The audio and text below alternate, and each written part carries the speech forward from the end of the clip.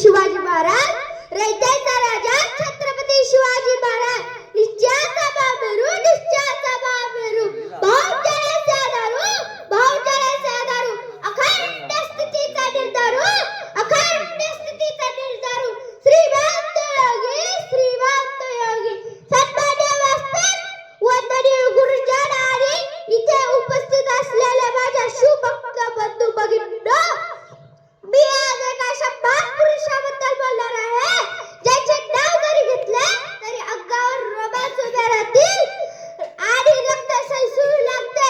ते म्हणजे महाराष्ट्राचे आराध्य दैवत, हिंदवी स्वराज्याचे संस्थापक छत्रपती शिवाजी महाराज. सह्याद्रीच्या खडकापरात ज्यांनी स्वराज्याचे तोरण बांधले आणि रयतेच्या मनात स्वातंत्र्याची ज्योत पेटवली, त्या शिवरायांना माझा मानाचा मुजरा, मानाचा मुजरा.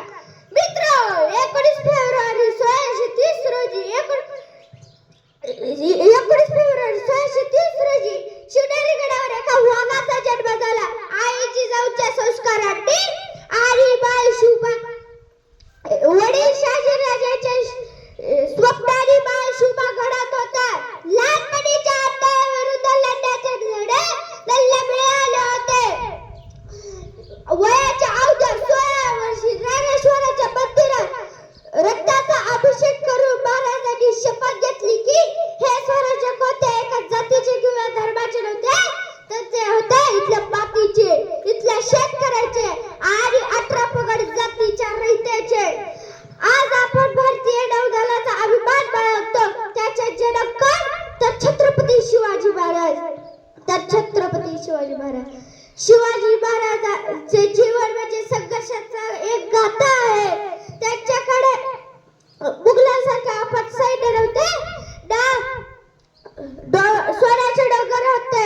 त्यांच्याकडे होते फक्त बावळे आणि बुद्धीचा वापर. आणि बुद्धीचा वापर गरिबी कावा हे त्यांच्या सर्वात मोठे शास्त्र होते. बलाढ्य अफजलखानाचा वध असो किंवा पन्हाळगडावरून सुटका, शाहिस्तेखानाची मोठे छंद असो किंवा आग्र्याहून सुटका, प्रत्येक वेळेस महाराजांनी हे सिद्ध केले की शक्तीपेक्षा युक्ती श्रेष्ठ, शक्तीपेक्षा युक्ती श्रेष्ठ. एवढे बोलून मी माझे 4 शब्द संपवते. जय हिंद, जय.